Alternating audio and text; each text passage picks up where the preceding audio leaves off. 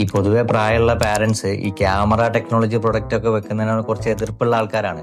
പക്ഷേ ഈ എതിർപ്പ് മറികടന്നിട്ട് ഒരു പാരന്റ്സിന്റെ വീട്ടിൽ ഇതുപോലെ നമ്മൾ ക്യാമറ വെച്ചിട്ടുണ്ടായിരുന്നു. അവരെ മകൻ പറഞ്ഞിട്ട് ഫസ്റ്റിൽ നിന്ന് അവരെ മകൻ വിളിച്ചു പറഞ്ഞു ഇങ്ങനെ ക്യാമറ വെക്കണം, പ്ലസ് ഡോർ സെൻസറും കൂടി ആഡ് ചെയ്യണം എന്ന് പറഞ്ഞു. അപ്പോൾ നമ്മൾ ഡോർ സെൻസറും ക്യാമറയും കൂടി വെച്ചിട്ട് ഇത് രണ്ടും കൂടി കമ്പൈൻ ചെയ്ത് പ്രോഗ്രാം ചെയ്ത് കൊടുത്തു.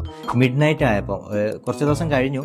മിഡ് നൈറ്റ് ആയപ്പോൾ ഈ വീട്ടിൽ ഒരു കള്ളം കയറി. ആ സമയത്ത് ഈ മകന്റെ മസ്കറ്റിലുള്ള സ്മാർട്ട് സ്പീക്കറിൽ ഡോർ ഓപ്പൺ ആയി എന്ന് പറഞ്ഞിട്ടുള്ള ഒരു അനൗൺസ്മെന്റ് വന്നു.